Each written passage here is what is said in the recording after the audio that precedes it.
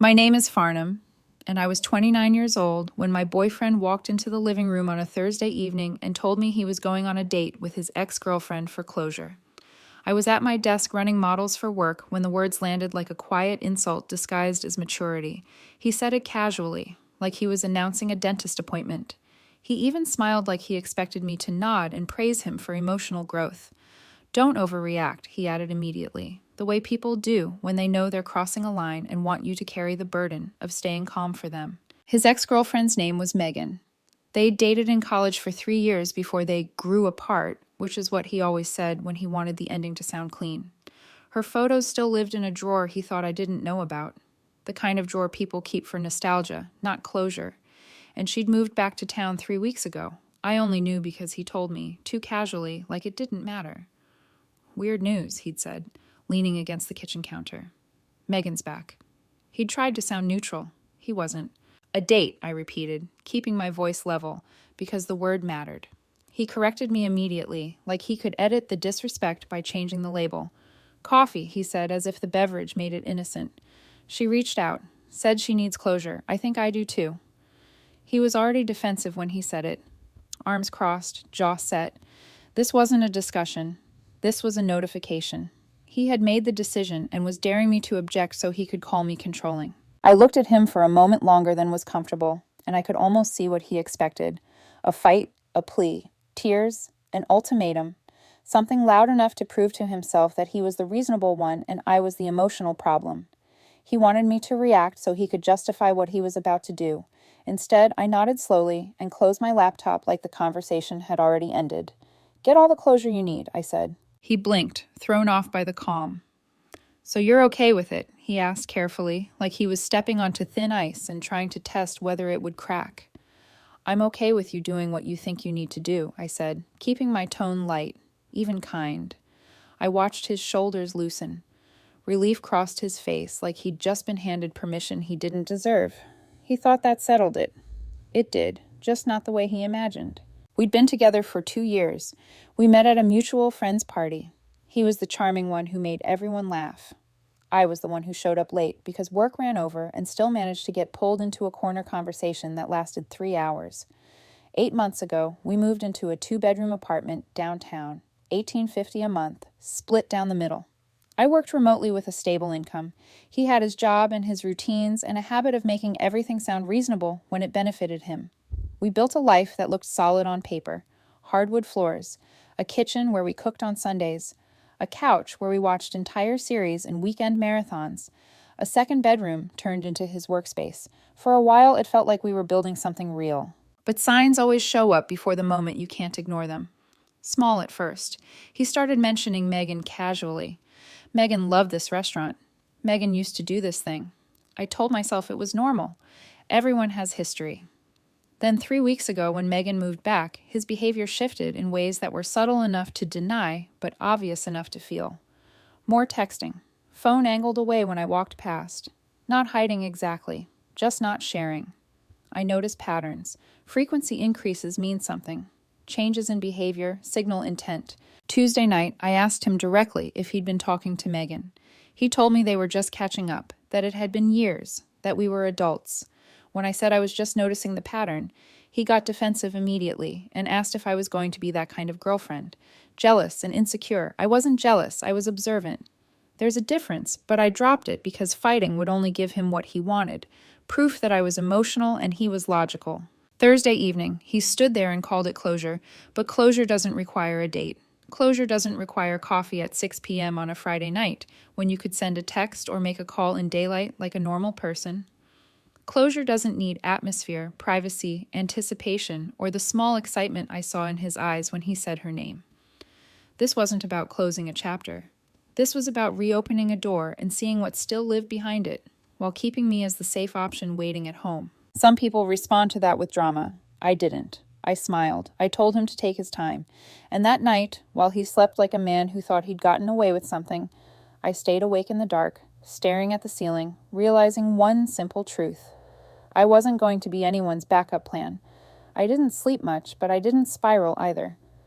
I lay there, listening to his breathing beside me, steady and unbothered, and I thought about how quickly he'd accepted my calm. not because he respected it, but because it benefited him. By 1 a.m, I was out of bed, with my laptop open at the kitchen table, the glow of the screen filling the room like a quiet confession.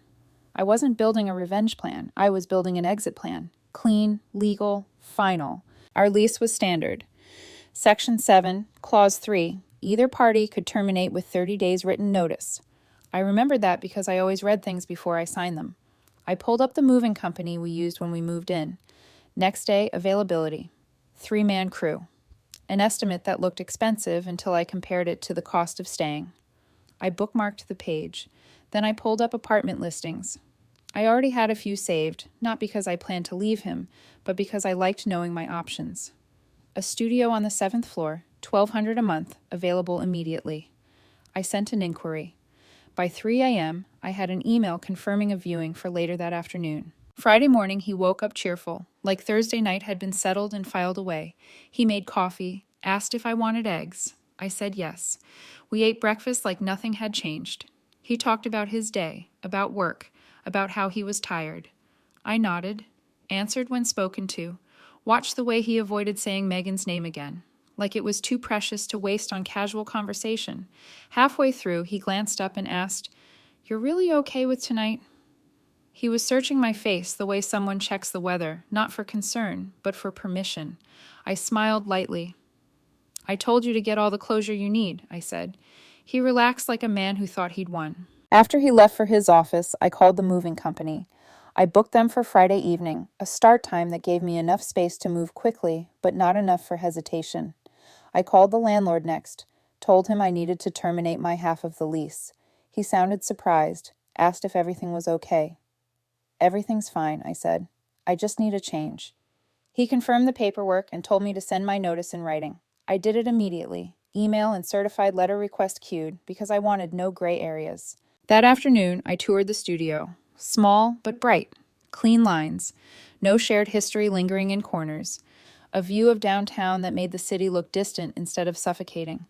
I signed a 6-month lease on the spot. First month, last month, security deposit. $4,600 left my account in one click, worth every cent. Thursday evening arrived, and he treated it like a performance. He changed outfits 3 times, pretending each one was accidental. He landed on jeans and a black shirt that fit too perfectly to be casual. He put on the expensive cologne, the one he wore on anniversaries. He checked his hair in the mirror like he was 16 again. When he asked how he looked, I told him the truth. "Good," I said. He smiled, pleased, and kissed my cheek like we were still in sync. "I'll text you when I'm heading back," he said. "No rush," I replied. "Take your time." He left at 6. I stood by the window and watched his car pull out of the parking lot. Watched it until it turned the corner. Then I picked up my phone and made one call. "We're ready," I told the moving company. "Come now." The movers arrived at 7:15. 3 men, professional, efficient, no curiosity in their eyes, because they'd seen every kind of ending. I'd packed most of my clothes the night before, quietly, folding them into suitcases while he scrolled on his phone beside me. I pointed to the bedroom first. My side of the closet, my dresser, my nightstand, then the kitchen, my dishes, my pots, the coffee maker I'd bought, the blender, items I could name because I'd paid for them.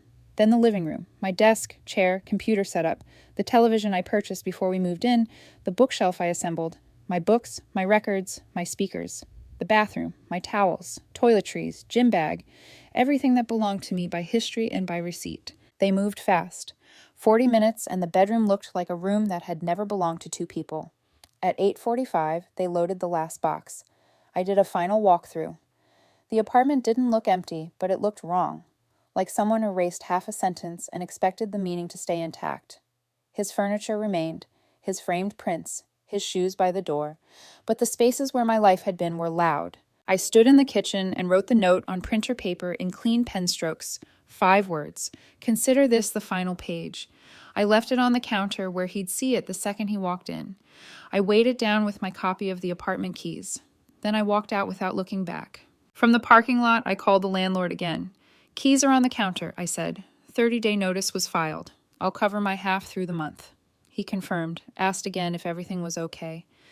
"Everything's exactly as it should be," I replied. I drove to my new studio. 7th floor, quiet hallway, a lock that only belonged to me. The movers helped unload. By 10, my bed was assembled, my desk was set up, my bookshelf stood against the wall like a spine rebuilt. I made tea and sat down on my new couch, a cheap one I bought quickly, and felt the silence settle around me. Not lonely, clean. At 9:30, my phone buzzed, a text from him. Be home soon. Hope you're not stressing. It was just coffee. Love you. I didn't reply.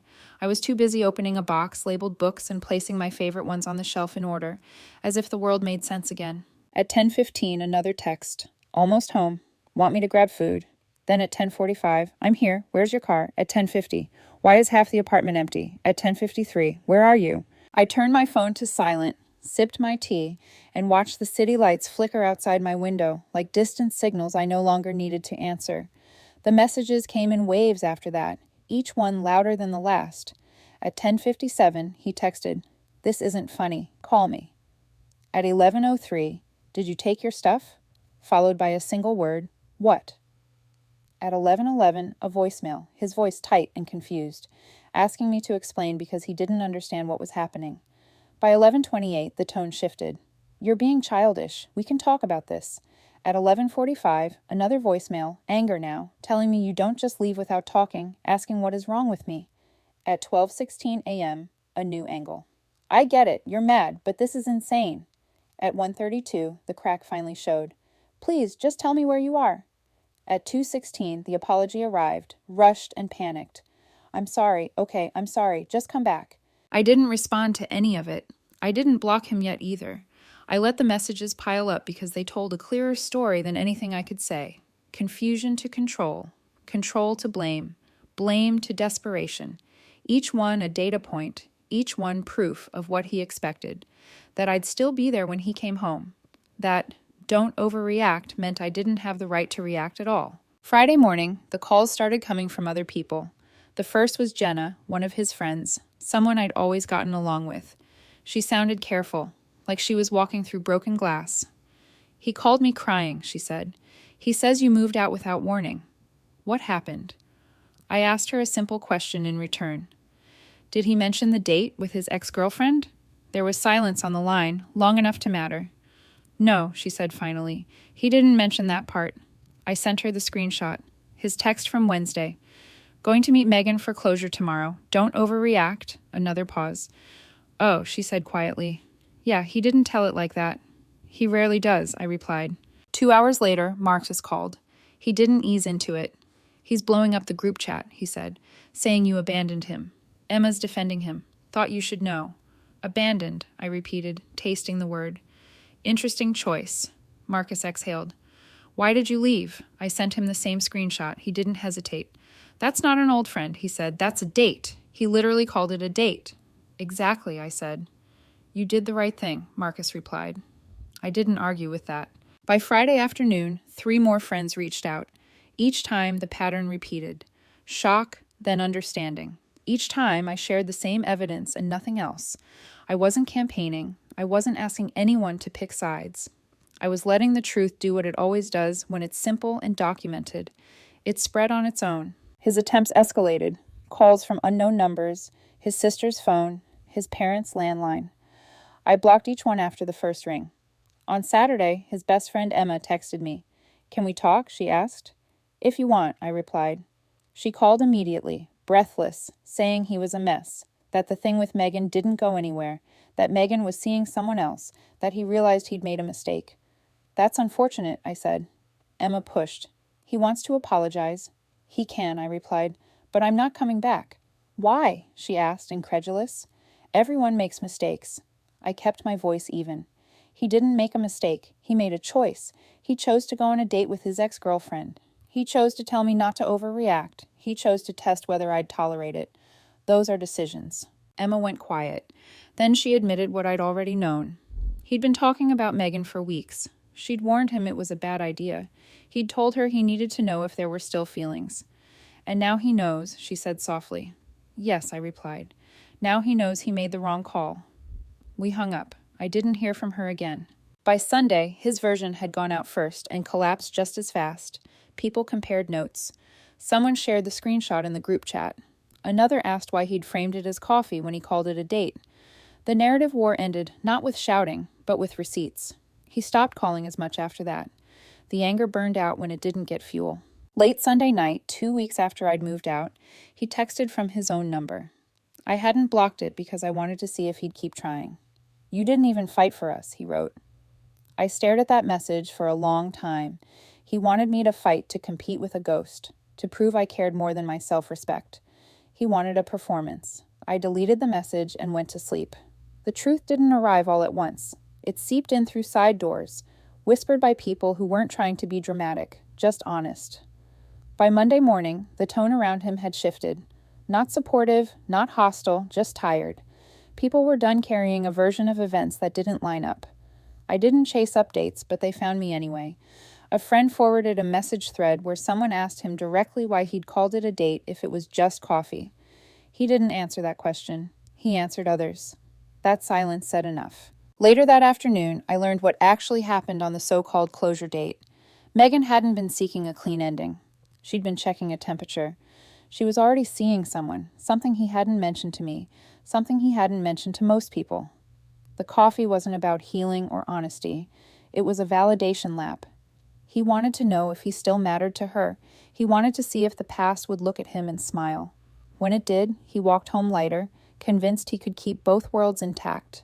That's when the next wave started. Emails, long ones, carefully worded, self-aware on the surface, evasive underneath.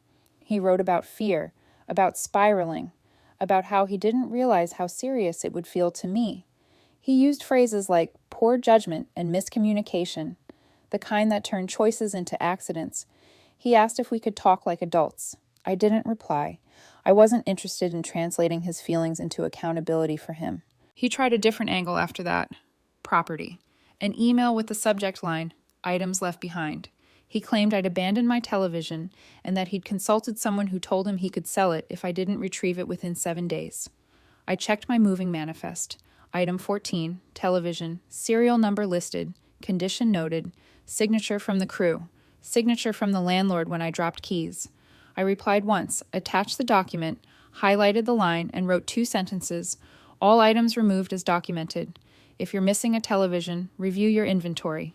He didn't respond. Social media followed the predictable arc. Vague posts about betrayal, quotes about people who run instead of work through problems. Nothing direct, everything pointed. I didn't engage. The people who mattered already had context. Someone eventually asked in the comments whether the post was about going on a date with an ex while still in a relationship. The post disappeared within minutes. His profile went quiet not long after. By midweek, the consequences landed where they always do, quietly and without permission. Rent was suddenly heavy alone. He posted in local housing groups looking for a roommate. Price slashed. Urgency leaking through every sentence. People asked why the sudden change. He didn't answer. Friends stopped inviting him to things not out of cruelty, but discomfort. Nobody wanted to referee a story that kept changing. I heard he'd started staying late at work, that he looked tired, that he kept saying he didn't think I'd actually leave. Friday night, another message came through. "I know you're angry," he wrote, calmer this time like he'd rehearsed. "But 2 years has to mean something. Can we at least talk?" 2 years did mean something. It meant I learned exactly what I wouldn't tolerate. I didn't respond. The final confirmation came from a place I didn't expect. A mutual acquaintance messaged me privately to say she'd always felt uncomfortable with how often he talked about Megan, even before she moved back. "It felt like she was still in the room," she wrote. That sentence sat with me. He hadn't reopened a door by accident. He'd never closed it. By then, the narrative had finished collapsing under its own weight. He wasn't the victim of an overreaction. He was a man who wanted permission to look backward without losing what he had forward. I refused to grant it, and once that became clear, there was nothing left to argue about. By the 5th week, I stopped wondering whether he would reach out again, not because I was actively resisting the urge to check, but because the urge itself disappeared. The silence changed shape. It wasn't tense anymore. It was settled. My studio apartment stopped feeling temporary and started feeling intentional. Morning light hit the floor just right. Coffee tasted better when I wasn't bracing for someone else's mood. I realized how much energy I'd been spending staying calm for him, managing reactions, choosing words carefully so he wouldn't feel accused. Without that weight, everything moved faster. The consequences didn't arrive with drama.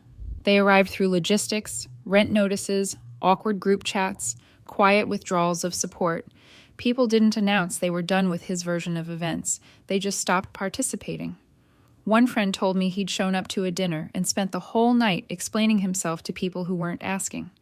Another said he'd started talking about therapy, about learning from mistakes, but always framed it as something that happened to him, not something he caused. Growth, when it's real, doesn't need an audience. This felt like damage control. He tried one more late-night message, carefully neutral. "I think we both handled things badly," he wrote. That sentence told me everything I needed to know. I didn't reply.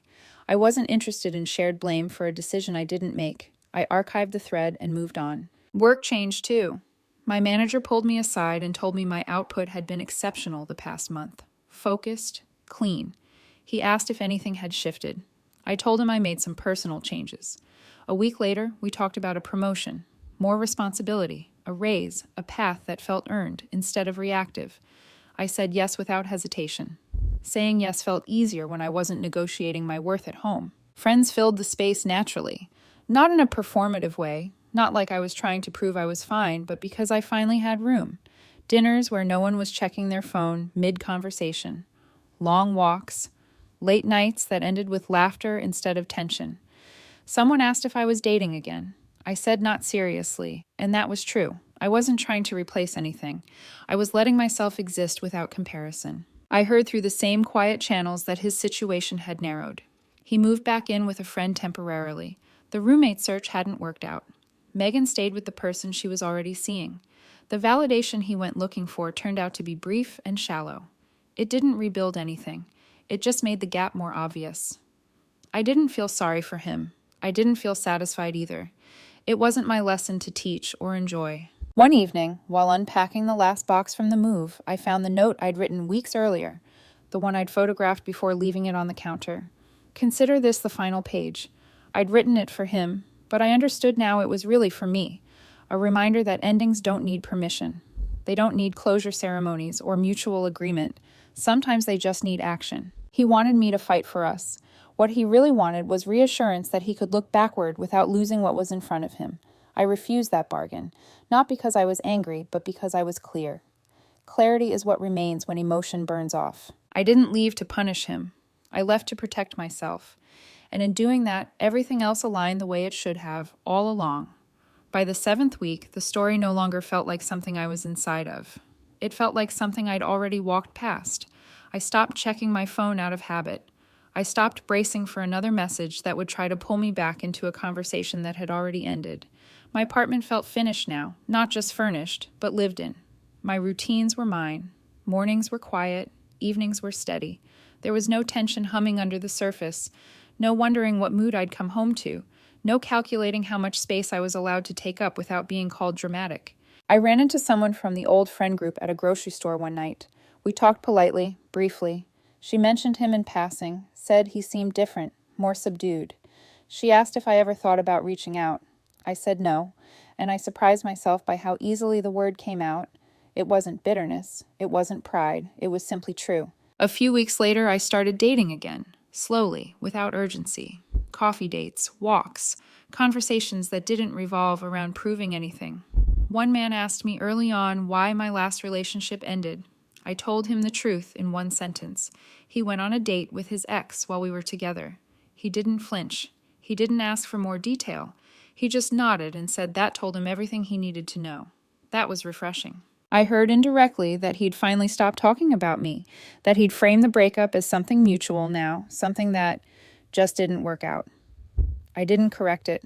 I didn't need the story to be accurate everywhere. I only needed it to be accurate where I lived. One night, sitting on my balcony with the city spread out below, I thought about the moment he'd said, "Don't overreact," about how carefully he'd tried to manage my response so he wouldn't have to manage his choices.